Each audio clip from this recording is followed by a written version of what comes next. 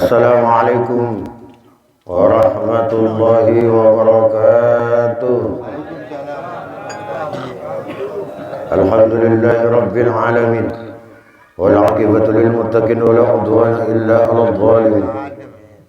Wassalatu wassalamu ala sayyidil mursalin wa ala alihi wa ashabihi ajma'in. Qala Allah ta'ala fi kitabihil karim, qul ya ibadiyalladzina asrafu ala anfusihim la taqnatu min rahmatillah innallaha yaghfiru dzunuba jami'a innahu huwal ghafurur rahim. Yang saya muliakan Kiai Muslim Muallim segenap jemaah Majelis Khatmil Quran Al-Mubarakah, yang semoga kita senantiasa dimuliakan Allah Subhanahu wa taala. Pada kesempatan malam hari ini, mari kita sama-sama mengucapkan puji dan syukur kita kepada Allah Subhanahu wa taala yang telah memberi nikmat sempat kepada kita semua sehingga dapat hadir di majelis kita yang kita cintai ini. Selawat dan salam semoga tetap terlimpah curahkan terhadap junjungan kita Nabi besar Nabi Agung Muhammad Rasulullah sallallahu alaihi wasallam. Hadirin jemaah yang dimuliakan Allah Subhanahu wa taala. Ketika kita masih hidup di dunia, ketika kita akan mengunjungi satu tempat atau satu wilayah, kita banyak pilihan untuk sampai kepada tujuan yang kita inginkan tersebut. Bisa lewat udara, bisa lewat darat, bisa juga lewat air, bahkan ada alternatif lain, pilihan yang kita senangi untuk sampai pada tujuan kita. Tapi tidak itu ketika kita nanti di padang mahsyarnya Allah Subhanahu wa taala. Ketika kita akan menuju ke surga Allah, tidak ada jalan lain yang harus kita lalui kecuali hanya satu jalan yang disebut dengan Shiratal Mustaqim. Di dalam surat Asy-Syu'ara, Allah Subhanahu wa taala berfirman, "Wa uzlifatil jannatu lil muttaqin wa burrizatil jahim lil ghawin." Allah Subhanahu wa taala memerintahkan malaikat Jibril, "Ya Jibril, dekatkan olehmu surga itu bagi orang-orang yang bertakwa, dan tampakkan dengan jelas neraka jahanam itu bagi orang-orang yang sesat, orang-orang yang selalu melanggar terhadap ajaran Allah Subhanahu wa taala." Hadirin yang dimuliakan Allah Subhanahu wa taala, ketahui bahwa ketika telah sampai hari kiamat, maka Allah akan memerintahkan malaikat Jibril, "Ya Jibrilu, qarribil jannata lil muttaqin." Kamu dekatkan surga itu untuk orang-orang yang bertakwa. Fatasirul jannatu min yaminil arsy wan naru min aisaril arsy. Kemudian tiba-tiba surga itu berada di sebelah kanan arasy dan neraka itu ada di sebelah kirinya arasy. Berarti kalau sebelah kanannya adalah surga dan sebelah kiri itu adalah neraka, maka di sebelah kirinya neraka itulah padang mahsyar. Dan kemudian di atas neraka jahanam itu kemudian membentang satu baris yang begitu panjang. Itulah yang disebut dengan Shiratal Mustaqim. Tidak mungkin siapapun dia, apakah umatnya Nabi Muhammad atau umat Nabi dan Rasul yang lain, ataupun umat-umat yang tidak taat kepada Allah dan Rasulnya, semua mesti harus melewati satu titian yang bernama Shiratal Mustaqim itu. Apa Shiratal Mustaqim itu? Shiratal Mustaqim itu adalah titian yang begitu kecil dan tipis serta tajam, yang di bawahnya itu neraka jahanam. Dari Shiratal Mustaqim itu, seandainya kita menjatuhkan satu batu, maka dia akan baru sampai ke dasar dari neraka jahanam itu. 1000 tahun batu itu akan sampai ke dasarnya. Maka jangan pernah khawatir, kita semua miliaran manusia yang ada di dunia ini tidak muat nanti di neraka itu. Pasti muat, Pak. Saking dalamnya dan saking panjangnya neraka jahanam dan titian Shiratal Mustaqim itu. Oleh karenanya, kita setiap saat di dalam 5 waktu ketika kita sholat, iyyaka na'budu wa iyyaka nasta'in ihdinas siratal mustaqim. Iyyaka, hanya kepada engkau ya Allah, na'budu, Wa iyyaka nasta'in. Iyyaka itu kalau kata santri disebut dengan istighol. Kenapa? Karena maf'ul didahulukan dari fi'il dan fa'il. Iyyaka na'budu, hanya kepada Engkau ya Allah. Na'budu, kami menyembah. Wa iyyaka nasta'in, dan hanya kepadamu kami meminta. Artinya apa? Sembah dulu Allah, baru Anda minta. Jangan dibalik. Nyembah tidak mau, tapi minta terus kepada Allah Subhanahu wa ta'ala. Itu aturan di dalam Islam.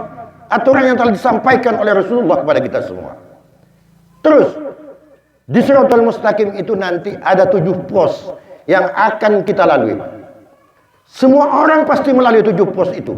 Melalui pemeriksaan di 7 pos itu. Kita mau ke Arab Saudi saja, mau haji, mau umrah, coba sampai tak pakai iqamah, tak pakai visa, kira-kira bisa lolos? Tidak akan lolos. Tetap diperiksa di perbatasan nanti. Sampai bandara langsung disambut pemeriksaan. Ketika tidak lengkap surat menyurat, Anda akan diminta untuk kembali ke asalnya. Apalagi di hadapan Allah, apalagi nanti di akhirat, kita semua akan melalui pemeriksaan. Apa yang diperiksa di 7 pos itu? Yang diperiksa itu adalah yang pertama tentang keimanan kita kepada Allah. Benar enggak kamu ini beriman? Kata Allah. Karena iman, yang disebut iman itu tidak hanya mulut saja. Yang disebut iman itu tidak hanya hati saja. Tapi yang disebut iman adalah dengan perbuatan. Mulut mengatakan beriman kepada Allah, hati membenarkan dan dikerjakan apa yang diajarkan oleh agamanya, agama Islamnya ini. Keimanan kita nanti dipertaruhkan di pos pertama itu. Padahal ketahui jemaah sekalian, setiap satu pos perjalanannya itu nanti 1000 tahun menanjak, 1000 tahun mendatar, 1000 tahun menurun. Berarti satu pos perjalanan 3000 tahun perjalanan akhirat. Bukan hitungan dunia, tapi perjalanan akhirat. Satu pos itu 3000 tahun. Kalau 7 pos, berarti 21.000 tahun perjalanan kita di Shiratal Mustaqim bagi orang yang tidak selamat. Mudah-mudahan kita semua selamat. Di pos yang kedua, kita akan ditanya tentang sholat kita. Apa betul sholat Anda 5 waktu itu sholat? Benar tidak kamu sholat? Jangan-jangan kamu belang kambing sholatnya. Ketika Anda tinggalkan, ada yang Anda tinggalkan, wajib selama Anda hidup itu untuk diganti. Dan diganti secepatnya kalau bisa. Tidak bisa, tidak secepatnya, tidak apa-apa. Yang penting diganti.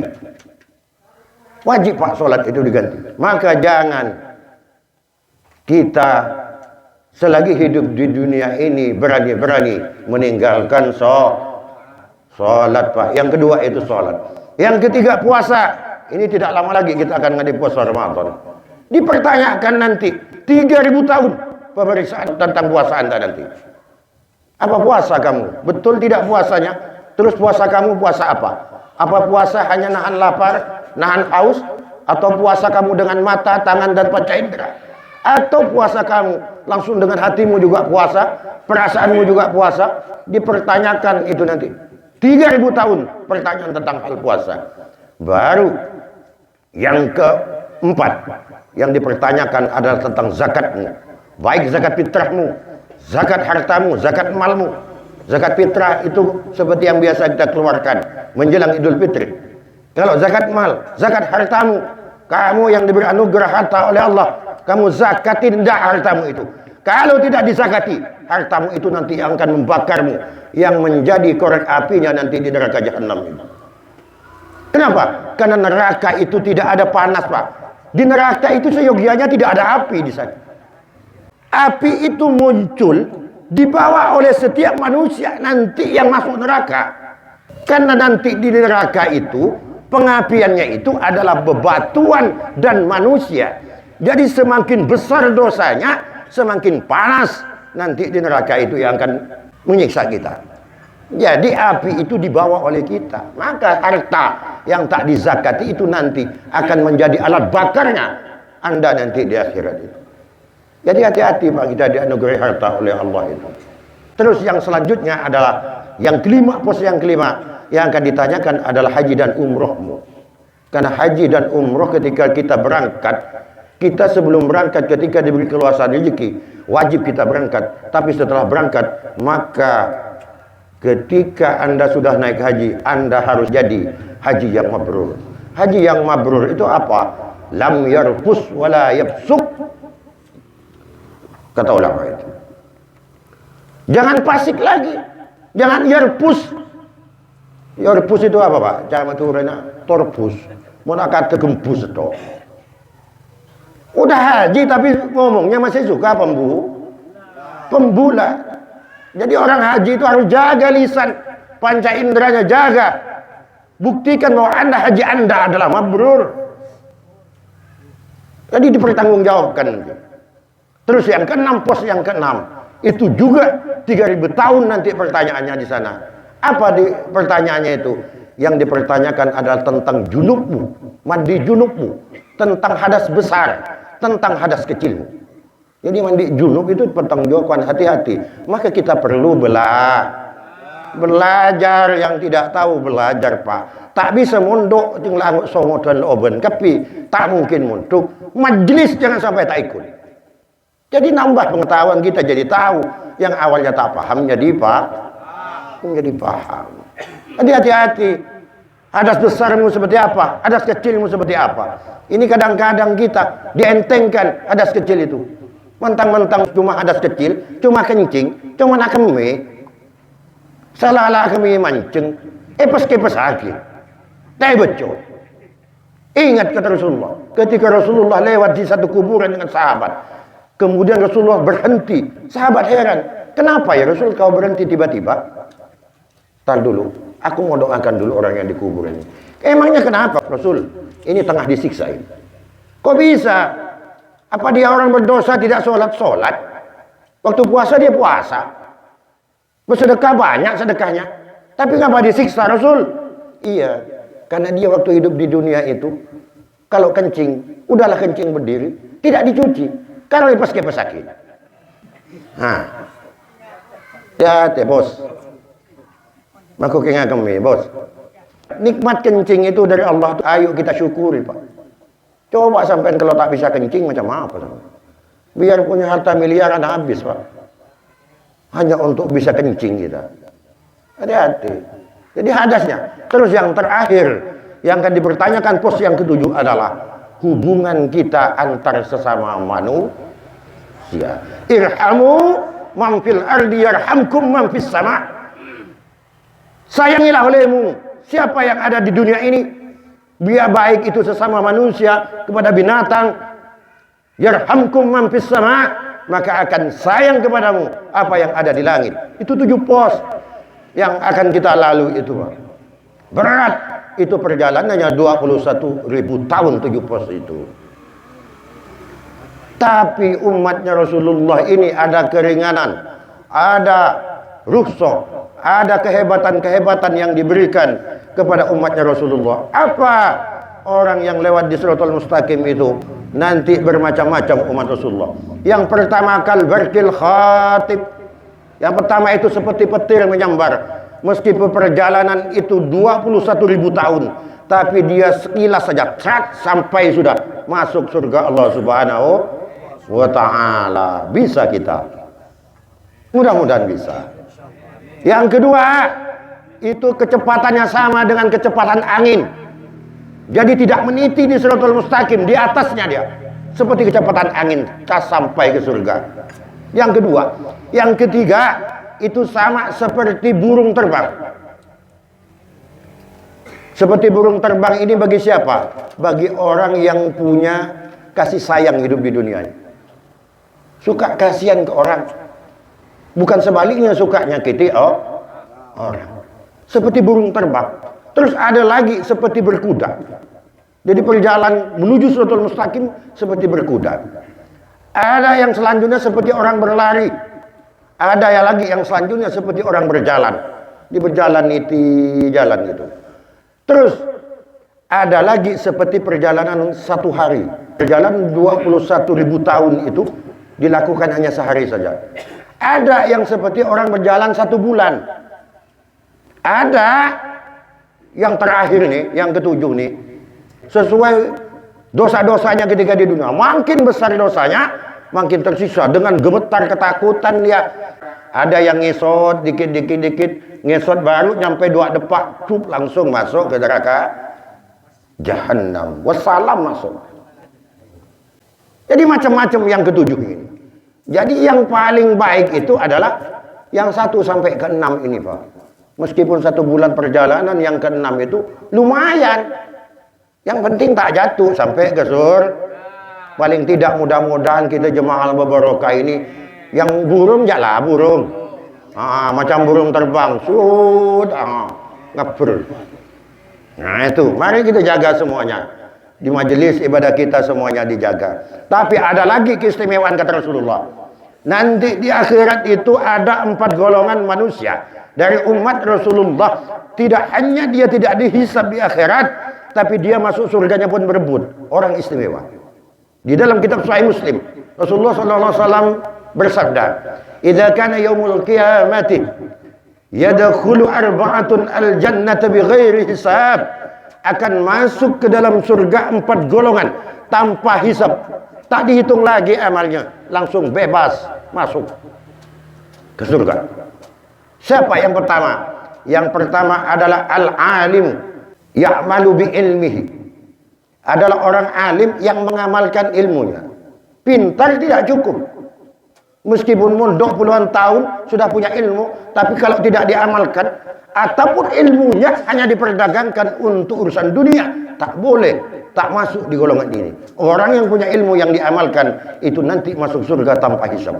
Yang kedua adalah man hajja walam yarfus walam yafsuk. Adalah orang yang haji, hajinya mabrur, pulangnya nanti dia tak yarfus, tak yafsuk.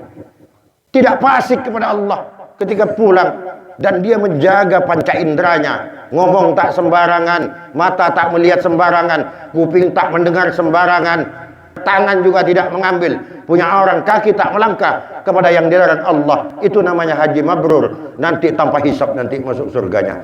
Yang ketiga adalah wasyahid qutila fil ma'rakati li'ilai kalimatillah. Adalah orang yang mati syahid yang berperang di dalam menegakkan agama Allah Subhanahu wa ta'ala. Seperti siapa contohnya? Contohnya Wahsy. Wahsy itu sebelum dia masuk Islam, di perang Badar dia berpihak kepada orang kafir. Bahkan yang dibunuh adalah paman Rasulullah sallallahu alaihi wasallam yang bernama Sayyidina Hamzah. Ketika dibunuh oleh Wahsy, kemudian dibelah dada, diambil hatinya, diserahkan ke Hindun. Orang kafir itu Hindun itu dimakan oleh Hindun, hati paman dari Rasulullah Sayyidina Hamzah ini. Saking besarnya dosanya Wahsy ini. Tapi ketika dia muslim masuk Islam, ikut Rasulullah kemudian berperang, dia syahid di dalam menegakkan agama Islam. Akhirnya nanti di akhirat yang pemegang bendera orang-orang yang mati syahid untuk menuju surga adalah Wahsy namanya, Pak. Artinya apa? Tidak ada orang yang tidak punya masa lalu, tidak ada pula orang yang tak punya masa depan. Semua orang mempunyai kesempatan yang sama untuk lebih baik. Bukankah Sayyidina Umar bin Khattab yang hampir membunuh Rasulullah, saat ini jasadnya terbaring di Raudhah di Masjid Nabawi, di samping jasad Rasulullah sallallahu alaihi wasallam. Maka jangan pernah Anda, kita semua ini menilai orang itu karena masa lalunya. Karena bunga teratai itu tetap dia mekar dan harum meskipun tumbuh di air yang kotor. Jangan pernah menilai orang karena masa lalunya, Pak. Yang penting itu kita natap ke depan, harus semakin baik, harus semakin soleh. Itu yang penting. Mungkin saja Anda dulu bajingan, mungkin dulu Anda pendosa, penzina dan sebagainya, tapi yang terpenting hari ini dan ke depan, pastikan bahwa kita adalah orang-orang yang akan husnul khotimah, Pak. Jangan. Terus yang keempat, siapa yang keempat? Wasakhi, dan orang yang dermawan. Alladzi iktasaba malan halalan wa anfaqahu fi sabilillah. Yaitu orang yang ketika hidup di dunia dia berusaha mencari rezeki itu yang halal, bukan yang haram. Bukan halal haram hantam, tapi yang halal. Wa anfaqahu fi sabilillah, kemudian harta itu sebagian dinafkahkan di jalan Allah Subhanahu wa taala. Fahaula, kata Rasulullah, yunazi'u ba'duhum ba'da ayyuhum yadkhulul jannata awalan. 4 golongan ini kemudian mereka berdebat, berebut mau masuk surga lebih dulu. Akhirnya Allah ngutus satu malaikat, diutus malaikat, kamu putus itu 4 golongan manusia itu. Turun malaikat, terus dipanggil oleh malaikat yang pertama, orang yang haji, dipanggil, kamu yang haji maju sini, katanya kamu mau masuk surga lebih dulu tanpa hisab. Betul? Iya malaikat.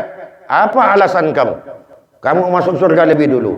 Aku mengumpulkan sedikit demi sedikit, kadang ngingon sapi, ngaret dak hujan dak panas malaikat, kukumpul-kumpul, jadilah setoran. Akhirnya aku berangkat. Ketika pulang aku jaga lisan panca indraku, kemudian ibadah hajiku menjadikan aku semakin baik. Maka pantas aku sesuai janji Allah, innal hajjal mabrur laisa lahu jazaa'un illal jannah. Bukankah Rasulmu telah berkata bahwa tidak ada balasan bagi haji yang mabrur itu kecuali surga? Maka pantas aku untuk masuk surga lebih dulu. Betul? Kata malaikat. Tapi sebelum kamu masuk aku tanya dulu, kamu tahu bahwa haji mabrur itu balasannya adalah surga tanpa hisab? Kamu tahu dari siapa? Dari ustadz saya, dari kiai saya. Ada malukah kamu? Apa kamu tak malu masuk surga lebih dulu dari ustadzmu? Mundur hajinya, Pak. Yang kedua yang ditanya lagi, siapa orang yang mati syahid? Orang yang mati biasa harus dikafankan, dimandikan, disolatkan, kemudian dikuburkan. Tapi tidak dengan kami yang mati syahid. Kami kemudian akan dikubur dengan darah-darah dan pakaian yang ada yang melekat di tubuh kami. Karena darah yang ada di tubuh kami menjadi saksi kami adalah pejuang agama Allah. Kami pantas masuk surga lebih dulu. Betul, kata malaikat. Cuma mau tanya dulu sama kamu, kamu tahunya dari siapa? Dari ustadz, dari kiai. Tak malukah kamu? Mundur. Jangan masuk lebih dulu. Terus yang ketiga yang ditanya, orang yang dermawan juga ditanya. Sama. Bukankah menafkahkan sebagian harta, wa amfiku mimma razaqnakum min qabli ayyati ahdakumul maut fayaqula rabbi laula akhartani ila ajalin qarib fa asaddaqa wa akum minas shalihin. Orang yang ahli sedekah itu janjinya adalah surga tanpa hisab. Betul kata malaikat? Tidak salah. Tapi kamu mau masuk surga lebih dulu, tahu dari siapa? Tahu dari ustadz, tahu dari pak kiai. Mundur. Tak pantas kamu masuk surga lebih dulu dibanding gurumu. Dipanggil lagi orang yang alim, yang banyak ilmunya itu. Kemudian ditanya, kamu juga mau masuk surga lebih dulu? Betul. Ya, karena memang kamu lebih pantas yang masuk surga lebih dulu. Silakan kamu masuk. Setelah diperintahkan masuk oleh malaikat untuk masuk surga lebih dulu, apa kata yang punya ilmu? Tidak malaikat. Setelah aku mendengarkan penjelasanmu tadi itu, aku justru yang merasa tidak pantas untuk masuk surga lebih dulu. Kenapa? Karena aku tak mungkin menjadi orang yang alim, tak mungkin bisa baca kitab, tak mungkin bisa ceramah, tak mungkin bisa ibadah dengan baik tanpa ada orang dermawan yang membiayai aku ketika aku belajar. Siapa dia? Dialah orang tua kita yang membiayai kita ketika kita menuntut ilmu. Dialah orang-orang yang menafkahkan sebagian hartanya yang disumbangkan ke TPA, ke pondok pesantren, ke masjid, Pak. Itu yang di situ ada tempat orang-orang belajar, atau Anda mendukung tenaga Anda untuk kemajuan salah satu tempat pendidikan. Itu, Pak, yang lebih pantas nanti masuk surga lebih dulu daripada yang 4 golongan ini. Termasuk kita, mungkin sampean sebagai orang tua yang punya anak dimondokkan, dingajikan, belajar agama. Mungkin Anda orang tani, tak ngerti tentang agama. Mungkin Anda bodoh. Bisa jadi karena Anda tidak punya kesempatan sebelumnya dulu untuk belajar tentang agama. Tapi jangan khawatir. Ketika Anda ikhlas membiayai anak Anda, ketika mondok untuk menuntut ilmu di pesantren-pesantren, kemudian anak sampean kemudian menjadi orang alim, maka anak sampean tak pantas untuk masuk surga lebih dulu sebelum sampean yang dimasukkan ke surga dulu. Alhamdulillah, mudah-mudahan kita semua ini oleh Allah Subhanahu wa taala nanti kita diselamatkan di titian Shiratal Mustaqim, kita dimasukkan ke surga Allah bersama-sama orang yang kita cintai. Amin ya rabbal alamin. Demikian yang dapat saya sampaikan. Jika ada yang baik itu semata dari Allah, jika ada yang salah itu semata dari kebodohan saya minta ampun, minta maaf. Ihdinas shiratal mustaqim. Allah yuwaffiquna wa yarda. Wallahu muwaffiq ila aqwamit thoriq. Wassalamualaikum warahmatullahi wabarakatuh.